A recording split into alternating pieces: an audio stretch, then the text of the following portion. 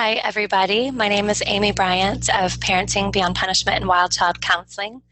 And I just want to thank you for coming today to talk about tantrums. I am a psychotherapist and I work primarily with children and families, really just talking about what it's like to be in relationship with our children and how that looks like every day. I'm here today with Robbyn Bennett of Stop Spanking. She is a psychotherapist. She works also primarily with children and families, and she specializes in trauma. She's also a child advocate, and I'm really excited to be working with you today, Robbyn. Thank you for being here. It's good to be here. It's good to Yeah, be talking about this. it is. It's such just an every parent experience, right? Tantrums and meltdowns. We have our own tantrums, so it's quite, it's also about us. It is. We do. We do. So, did you want me to just launch into talking about it? Yeah, let's do. Okay. Let's talk about all that tantruming stuff. Yeah, so really the first thing I think about is just the struggle it is often with children. And it's not just tantrums, of course, right? It's like, what are the common complaints that we all share? Well, one is tantrums because they're horrifying and we often feel flooded by them.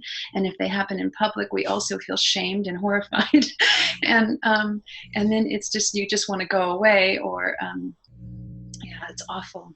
But it's not just tantrums. It's like, parents struggle with transitions and, trying to get your child to go to school. And does the morning routine have to be such a nightmare? And, how to get a child off a video game, or should I even put them on the video game? And then what do you do once they're off the video game? And then they're fiending for the video game or the iPad. And they're like, there's this urgency and this relentlessness about it. And, and then there's, going to bed, and not to mention the fact that they're fighting with their brother or sister and there's yelling. And, so all of this, even though they seem like separate issues from a neurodevelopmental perspective, they are all grounded in a very fundamental issue around arousal. So, all the good behaviors that we're hoping our children will have and hope that we have as well come from the part of us that's regulated. When we feel calm, when we feel in a state of safety and connection, then we're able to show compassion and cope. And children, of course, are the same way. So what we're really learning is not so much about behavioral tricks, but more like, how do we manage arousal and how do we see it? Because it's on a continuum, and how do we catch it before it's really out of control and really hard to resolve at that point? And so, of course, we know, like, one of the things that we already know, most of us as parents, is how important, particularly with little ones, structure and predictability are, right? And a lot of the traditional parenting material is very organized around structure and consistency and do what you say you'll do and all that sort of stuff. And some of that's pretty good stuff. And some of it's a little empty because, of course, the structure and predictability is really important. The brain loves predictability, right? It just loves it. The more, even if it's something not so great, if you can predict it, we feel calmer. It's why rehearsal is such an important thing. A performance, right? Because you're trying to get a predictable memory of experiencing something. And children need that too. But some children need it more. And then they're relying on it quite heavily as a way to regulate. But what we're learning from neuroscience is that it's the relationship at the deep root of all things that is creating that sense of regulation. So I love this picture because this is how you prevent a tantrum. Right. But what's difficult is, how do we get in this state? And what I see here is a young mother and a beautiful child holding each other, being with each other. I imagine that there's wet grass. I happen to like wet grass on my bare feet. Not everyone does. I imagine it's warm and there's ease and there's nothing to do and we're just together. So there's this sense of beingness, and this is a very peaceful feeling. And I think that's why we like images like this, because they evoke a memory inside of us of that. Right. So, yeah, you know, so I'm just going to talk a little bit about something I don't really hear a lot in the parenting books that I think is really, really important as a fundamental principle of understanding arousal, to help folks. So usually when people come to see me, they come because, if you can see, does my cursor show? It does. Oh, that's very cool. This is so cool. Okay, so they come because this is where they are and this is where their child is. They may not know they are here. They might, but they know their child is here. And that is basically what we're looking at, is level of arousal. So the child has reached up here, maybe first thing in the morning, but usually after school or in more stressful times. And they want to know, and that's what this whole thing is, what do I do to get rid of the tantrum or deal with the tantrum? And there are things you can do to deal with the tantrum. But from preventing them, not a lot is happening to prevent tantrums when they occur. So parents often carry a lot of worry, like, what if I'm reinforcing the bad behavior? Or what if they think they can get away with that? Right. And, all the worry about the intervention around a tantrum. Right. Thing to think about with that level of arousal, when we're here and when our children are here, a lot of the higher functioning part of the brain, the part of us that feels connected, the part of us that can cope with our sensory experience in our body, the part of us that can sort of think our way through problems, is gone. Yes. It's gone. Yes. And the part of us that thinks strategically is gone. So the worry that they're going to have this strategy that is coming out of this event, that then they're going to manipulate me later, is probably not terribly warranted. Okay. Because what you're dealing with here is the lower brain is totally keyed up and it floods the entire system. So at this point, what you're looking for is it's kind of like, how do you just get through it in a way that is most humane, where you maintain your dignity, where your child maintains their dignity. And so whatever you do at this level would need to be respectful. And we can talk a lot about, in our seminar later, if you sign up, we'll talk more about really what do you do so that in these crisis moments to keep from making them worse. So Right. There's predictable de-escalating behaviors that you can do with children and other people. And there's predictable escalating behaviors that you can do. And it's based on the level of arousal. So the more you understand how up the continuum I am, that drives what I'm going to be doing and how I'm going to be responding. And that's a whole other conversation. It's a whole other conversation, but it's an important one. And Yes. of course, parents need relief. They need to know how to weather the tantrum. But what I really want to get at for this particular webinar is that when you're addressing the child's tantrum, you are not building in much resiliency. You're not building in much self-regulation. You're not doing much. So once the brain is dysregulated, not much learning occurs. And the reason is that there's not much attachment, so you can't build a lot of relationship and security around the relationship because the sense of attachment is so compromised. There's not much cognition, so there's not a lot of thinking or problem solving that's going to occur. And they're sort of physically overwhelmed. So what we really want to be thinking about is what do we do? So the reason this goes like this, let me kind of give you an idea. A day in the life. Okay, so here's morning and we wake up. And if you're me, you wake up and you hang down here for quite a while because I don't go to work right away, thankfully. I used to years ago. I'd be like here by 8 o'clock. But now I can start my day later. So I'm down here drinking coffee and relaxing. Little children, sometimes when they wake up, they may wake up down there as well, and they want to come in and snuggle, and they want to be close, right? But in a lot of families, there's a lot of pressure to get up early and get moving. Okay, so what is going on in the early part of the day really matters, because as soon as there's a transition, as soon as there's a requirement to put any kind of clothing on, as soon as there's a requirement to eat anything you might not want, in other words, are you able to serve them exactly what they're wanting this morning, or is it going to be something they don't really like? Anytime they have to navigate sitting down at the table with their sibling who might be sitting in their chair, or oh, and now we got to get ready. And by the way, I'm in the other room barking orders because I have to get my hair done and I have to go to work. And so I'm saying, hey, 5 minutes. All of those kind of things actually dysregulate the brain. So by the time you're in the car and they're fighting, no wonder, right? And then, but you're smart because you're a savvy parent, and so you've got, you brought a little something extra, like, hey, I put a little something in your lunch.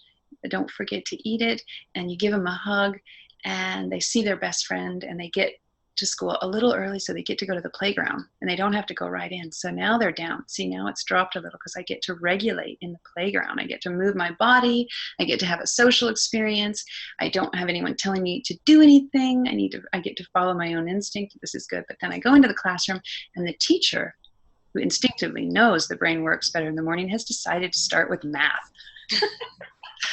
Yay! So now we're way up here because that's high cognitive, unless of course you love math, which I do, but not all children do, because it's quite taxing and it is advanced. And you have to sit, and you're not supposed to talk. Just look at your worksheet, and everyone do a worksheet, and that's not very fun. So that's also not regulating on a relational level. And then, okay, finally we get lunch. So I drop a little at lunch because I get to eat, except it's super loud in the lunchroom, and for some of us that's totally overwhelming, and so I'm overstimulated, but at least I get to go out on the playground. Except in the playground today, Jana, the little mean girl, decided to pick on me and mess with me, and now I'm angry. And then I go to the teacher helper, and they tell us to resolve it ourselves, and they put us both at the wall to sit. Now I'm not having a good, now, okay, so now, and then I come in, and then we get to do self-directed play, except, oh, now we have group time. We have to sit on a rug. I'm not in the mood. Jana's right there. I don't even want to sit next to her. I hate her. Do you see how this is going? It's a tough day, right? And this is an average day. I mean, Yeah. I've seen a lot tougher days. So then you wonder when the child gets in the car, and oh, we carpool, and now we have a bunch of other kids, and they don't even get to connect with you. And oh, I said I go to the yogurt shop, but we're a little out of time. We have to go grocery shopping first. And then by the time you get in the aisles, and you've got all the bright lights, and I didn't get my snack, and it's, I mean, really. A recipe for struggle. Totally. And meltdowns. Yeah. So we're always thinking about how to get these little slopes to go down a bit. Yeah. So one thing the take-home message here is this is the period of time in which you build in regulation and resiliency. So this is where you really do value that time of touching and holding and listening. Did you have a dream last night? Are you hungry for something? My girlfriend always brings her baby goat's milk, and she's done it for years. A little warm goat's milk. It's just a little love gesture, but they're rituals, and they matter because they say, I love you, I'm here. And it's a time to be dreamy. It's a time to essentially try to create this feeling, however you do it. Right? And you know how you do it because we're all different. How do you get this feeling with your child? And can you tell your task manager in your own head, I need 15 minutes, like Patty Whiffler talks about, of special time. Yes. And this is where the special time really needs to happen, is down here. Because this is where it really extends that calm relational connection. And really, with that regulation, Robbyn, it makes that morning routine go a little smoother because they are feeling so connected. They're able to be right there with you. They're feeling loved, right? And you are too. And we are too. Because Absolutely. they feed your soul and they give you a sense of calm, and then you can prioritize, because as your level of arousal goes up, your ability to prioritize is diminished. So everything starts having equal value. And if everything has equal value, that equals insanity. Isn't it? Right. Making the lunches isn't as important as my daughter. Yes, she needs to eat. These things absolutely have to happen. Right. Or doing it alone. Mm-hmm. Doing it alone while you're worried about her getting her teeth brushed. How do you join with them and do things together so you feel like she's helping you get ready and you're helping her get ready and you're in it together, and there's this feeling of you and me. And then I don't need the iPad so much, or the cartoon, or the whatever the soothing mechanism is that children use while they watch us, run around like crazy in our left brain, tasking and Yes. like a robot. And you know how it is. I mean, Yes. I'm sometimes we turn into robots out of pressure to get things done. So we're 20 minutes in, and I wonder, do you want to I love this. Talk a little bit about these. Yeah. I do love this. I love our conversations around these, Robbyn. So Robbyn and I have been talking really about tantrums and regulation and about really what is core as a parent. And really it's about relationship, which is all of what Robbyn has talked about thus far.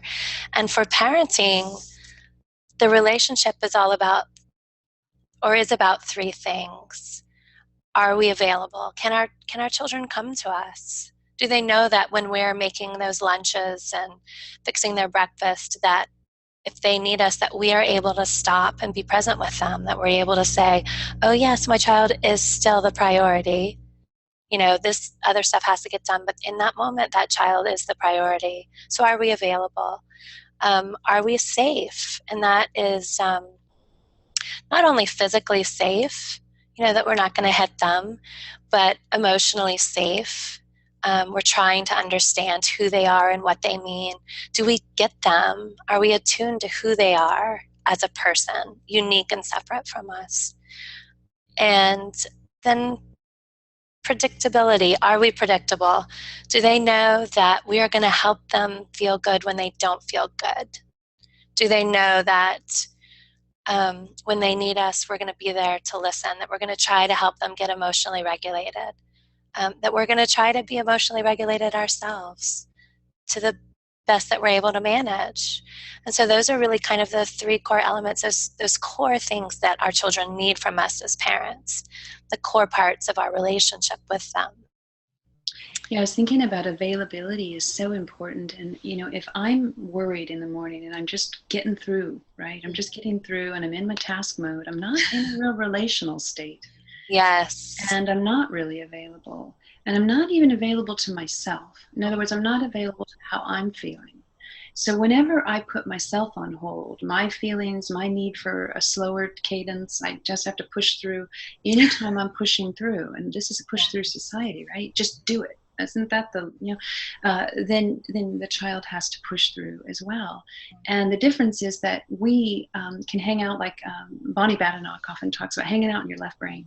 We can hang out in our left brain for a long time. Adults are really good at that, and not know if we're hungry and not really know what we physically need, and sort of ignore the sensory overload and the traffic and the whatever. Children can't do that. They don't have the equipment to be able to do that. So the availability is huge in terms of, but you always really start with being available to yourself, because you can't fake it. They can read it in your body language. Yes. Because if you're really available, you soften to them. And if you're pretending to be available, the words don't match the feeling. You know what I'm talking about? Yeah. And they know. Then it's more like they feel like they're trying to be tricked, or it just doesn't feel authentic, and it doesn't feel good to anybody. Well, or they're just like, well, I think I'll just opt for the iPad for soothing, or the way children go off on their own and do things, right, to soothe. And, we can't be available all the time. That's, right.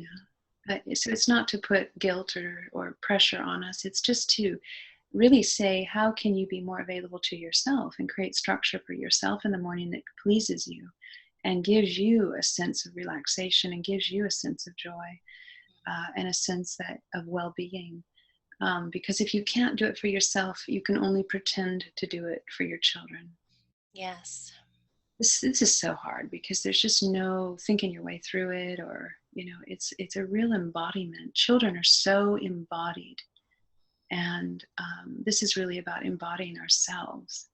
And to me, a tantrum is utter disembodiment. It's the opposite. Yeah.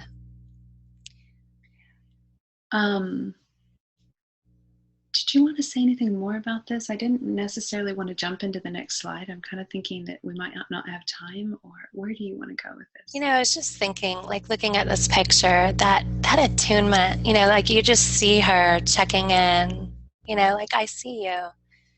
And she feels good. She does feel good. I mean, Yes. I just know, like when I'm going through the motions and just trying to help my child in that moment, but I also have to do those 100 things. Yeah. It's just so easy to feel the difference when I'm really present and authentic versus when I'm just kind of faking it and getting through the moment. Right, and sometimes you can't get down and smile because you want to pull your hair out. Yes. So that wouldn't be authentic to fake it. It would be more like, it might be something like, instead of saying, you need to get your, listen, here's the directive. You need to get your teeth brushed, your shoes on, and be at the door in 5 minutes. And I'll be at the door. Now, you know, honestly, I could say that if we're really feeling good. I could pull that off. Right. There's times where that works with my husband, honestly. Okay, not really. But there's a different way to say it. When you know that you're kind of struggling and there's not goodwill necessarily or a good feeling, you can just say, I'm overwhelmed. I'm stressed. I'm thinking that the teeth need to be brushed and we have to get to the food eaten and we've got to get our boots on and I've got to finish these lunches. Can you help me? Yes. I'm having a hard time over here. I'm worried. Are you worried? And they might go, no. I'm over here on my iPad. I'm good. Or they might actually say they are. Yeah. Or they might just feel your worry, because children get worried, but they don't necessarily say I'm worried. They might just go start playing and refuse to respond to you that it's time to leave. And you're thinking they're just being oppositional, difficult, but really the playing is the substitute for connection with you. It's the second best thing. Right. They're just trying to manage their emotions, right? And be regulated.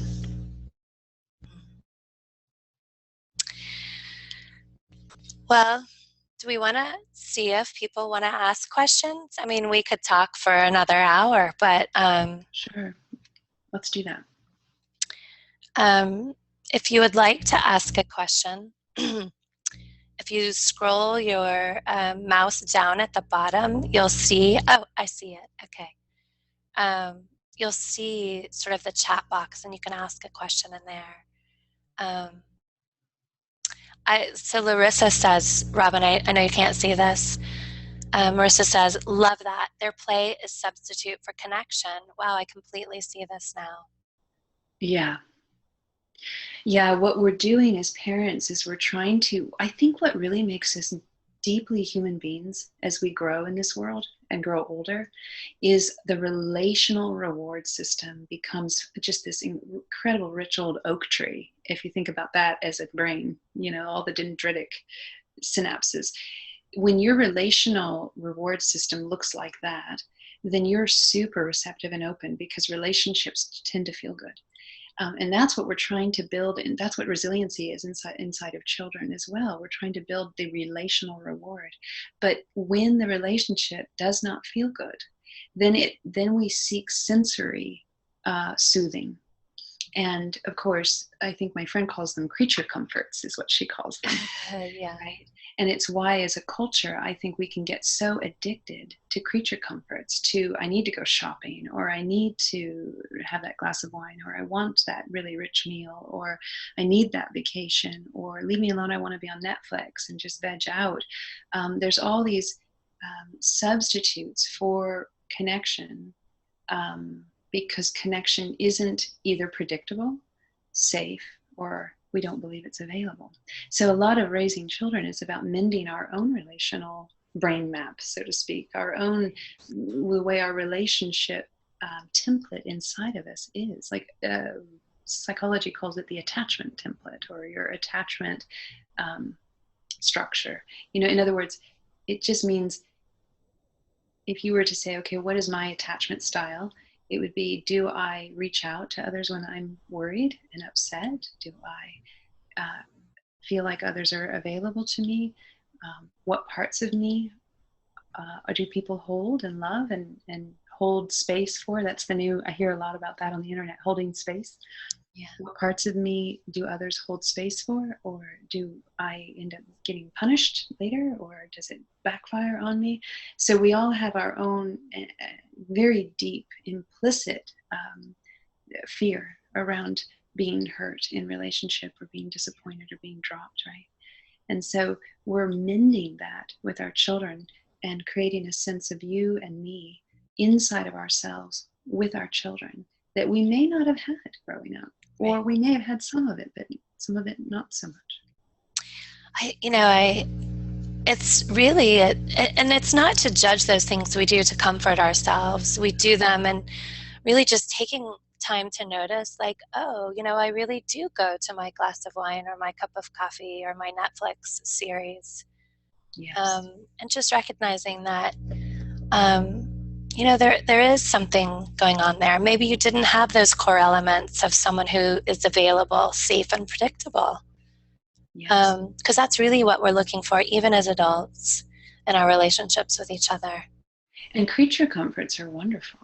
Oh, yes. I mean, they're fabulous.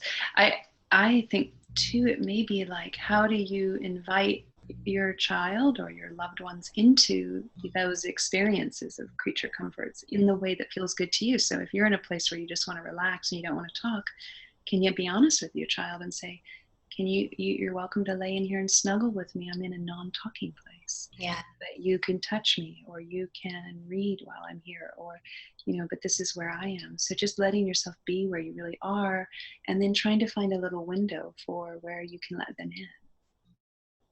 We did, I really love to drink hot tea. And I love to hold the mug and just to sit and either read or just sit and look out the window. So we recently got this really lovely herbal tea, and it's so delicious and amazing. But I wanted to have these really connecting moments in the evening with my daughter and my spouse. Excuse me. And so I started setting up like a tea tray. And so we'll all sit on the couch, and I bring in this lovely tea tray, and we have this lovely, aromatic, soothing, warm tea. And sometimes we chat, and sometimes we just space out and watch the squirrels, and sometimes we watch a show together, but we have this like ritual, and it's been just such a lovely ritual and rhythm into our day that helps us move towards bedtime. That's beautiful. You know what that makes me think of? It's like, this idea of managing arousal, and we know that the first thing we need to do is regulate. So the tea is like the lower brain. It's sensory. Yeah. The smell, the ease, the environment, the soft couch, the presence of my parents, the sense of nature. All of those things are physical. So of course the creature comforts are important. They do regulate us, and they create safety. And then you can relate, right? And she can talk to you or not. Right. Oh, the stories we get during tea time. So she talks. Yeah, she does. She does. But then at bedtime, it used to be that was her particularly chatty time. But now we have this sort of pause before bedtime where she has this time to be soothed and present, and she starts to chat then. It's been such an interesting. That's beautiful. And in a way, it's like the chatting is getting her into a regulated state with you so that she may be able to relax. So you're extending that period of time of relaxing. And we don't have a lot of that, right? I often hear these memes around the internet about, in Italy, people eat together for 4 hours every night. And it's like, I don't know if they really do, but they might, which makes me very envious. But I think it's also speaking to a place in us where we get home at 6, we make dinner, we do the showers, and they go to bed. Like, where's the part where we're getting into reverie, where, your tea ceremony is like this, like, reverie state that allows her to slowly come down that continuum. And it doesn't even have to be that long, right? It's about just folding in 5 minutes or 10 minutes. Just do it till you're done. Right, until you're done. Gosh, though, sometimes I never want to be done. or Addie. Or Addie's sometimes done. She does not want to be done. Absolutely. That's awesome. Yeah, it's so lovely. It's so sweet. Yeah. Well, if anybody, do you want to talk about anything else? I know we still welcome to, and we're welcome to field any questions you might have. Maybe since we have, let's do it maybe for another 5 minutes. Okay. I can maybe talk more about this slide. Okay, do, yeah. So this can be useful with tantruming. It can also be useful in just regulating, right? So tantrum just means you're way on the huge continuum of arousal, but we're always dealing with arousal, right? It's just that that's where it got really hard. We know that this is sort of we know that the calmer we are, the higher brain gets turned on, right? It's where you get brilliant ideas, you get into a relaxed reverie. You just get access to a really big part of yourself. The midbrain is more of the relationship. It's more of like getting along with each other. What is the quality of connection? And then the regulation is more physiological. It's what I feel like in my body. So we go up and down this continuum all the time. So in this image, where do you think they are on the continuum? I mean, very well regulated and attuned to each other. And I would just sort of say that they're kind of in a midbrain place because they're relating. Yeah. And they're mimicking. And they're having fun, right? Yes. Yes. And she's looking in the mirror and seeing herself through her mother. Yeah. Very beautiful.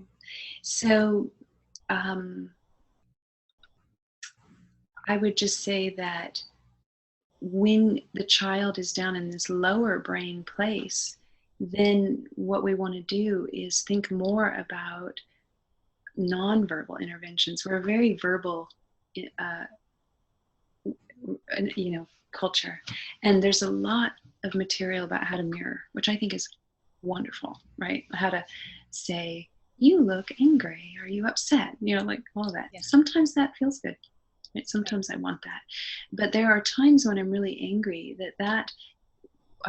or upset, that mirroring feeling actually makes me feel worse. And I don't know if you've ever seen this with your children, where you try to mirror and they get really ticked off.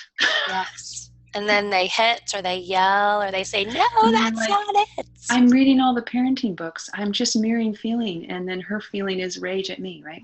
Right. So let's just talk a little bit about lower brain relationship. So it looks more like this. So what I'm seeing here is there's eye contact. And I will say, if a child's really distressed, eye contact's not a good idea either. Okay? So this is why you need to know where you're at on the continuum, and you'll feel it because they'll either respond or they'll get worse.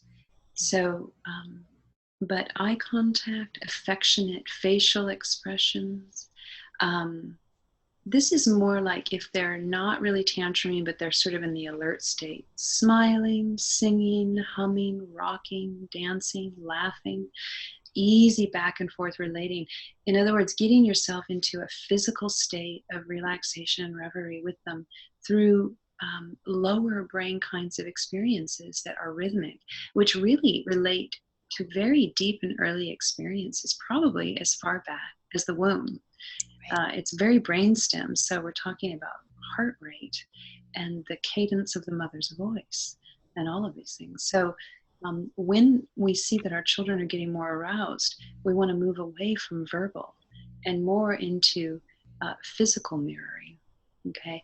And then you can morph the quality of their anxiety a little, bringing it down by simply embodying in yourself some relaxation. And these kinds of things, relating this way, will soothe you. So, you may start humming a tune, or sometimes that doesn't work. They don't like that. But maybe rocking or moving, or being able to dance, or just go on a walk with them. But really, it's like right after they get out of school, are you in a car, and how long? Or can you get out of a car soon and get back into the body? Yes. How do you get back into the body? And just be physically connected. where your body feels their body. Do you see what I mean? It's kind of hard to describe. It's something I've had to learn over time, so that they come to you. You're not doing anything to them or for them. You're more like inside of you, and you are in this state, and then they come and join you there. You know, it's the whole school thing. You know, a lot of times children come home so dysregulated. And I didn't really think about it, Robbyn, until you said this, but we tend to, nowadays, schools, you tend to pick them up in carpool, at least in the United States. We're doing a lot more carpooling. There's all this safety stuff. There's not a lot of getting out of the car and greeting your child with a hug because people are like, go, go, go. But I really like, and I'm able to get out and meet my child and walk to the car with her, and it makes a world of difference. But I love that idea of, you know, I can't greet them, but we can get in the car and we can go, you know, 2 minutes down the road, and we can get out and we can connect and we can hug each other, and, you know, you can put your hands on them and say, oh, I'm so glad to see you, and I'm looking forward to hearing about your day. Here's a snack. Should we sit and have a snack before we move forward? Yes, it's stopping the world and melting with them, really. Yeah. I always love that song. Stop the world and melt with you. We're always dreaming into that and wanting that. And so, you know, the little part of me that wants to get everything done is thinking, okay, I got to go to the grocery store. Right. Okay, so, well, how do I connect before I get to the grocery store? How do I get myself back in my body and them in their body? So maybe I stop at the park. Right. And we have a little lunch or a little late snack or something, and we just spend, 15, 20 minutes being in the sound of nature with the wind going through the trees and the quality of that. Our body responds to it, and our body will start to get calm, because some of this is not about feeling. It's about physiological arousal. It's not, oh, I'm upset about something. It's that physiologically I'm sort of tight. Yes. So it's a pre-amygdala or pre-emotional arousal, and so sometimes it's just getting into rhythmic places like nature, parks, or your backyard, and yeah, and sometimes it's so pre-verbal too, right? We don't even know that we're stressed and tense until we begin to then take a moment to stop and relate to our child and have that sort of moment of feeling better. yes, it's like you're getting out of your left brain, which most jobs really highly reward. Some of the Right. most left-brained, hardcore type A people I know are super successful. Right. So you get locked in a rigid left brain state, and you actually don't even know if you're breathing shallow or deep.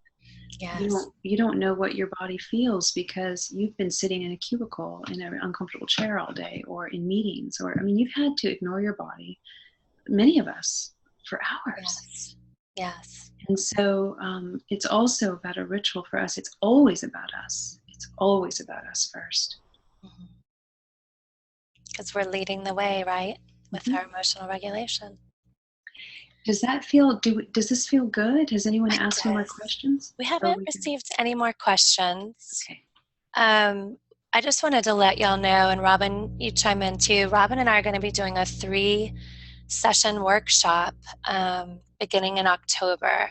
And we're really going to be talking more in depth about all these things, about what it means to build emotional regulation for ourselves and for our children. You know, we talk so much about self-regulation, but we're really going to talk about what that means and how that looks and how we grow that for ourselves, so we're not flying off the handle as parents, and for our children, so that they then learn those skills and then they can carry those skills forward into adolescence and young adulthood and adulthood.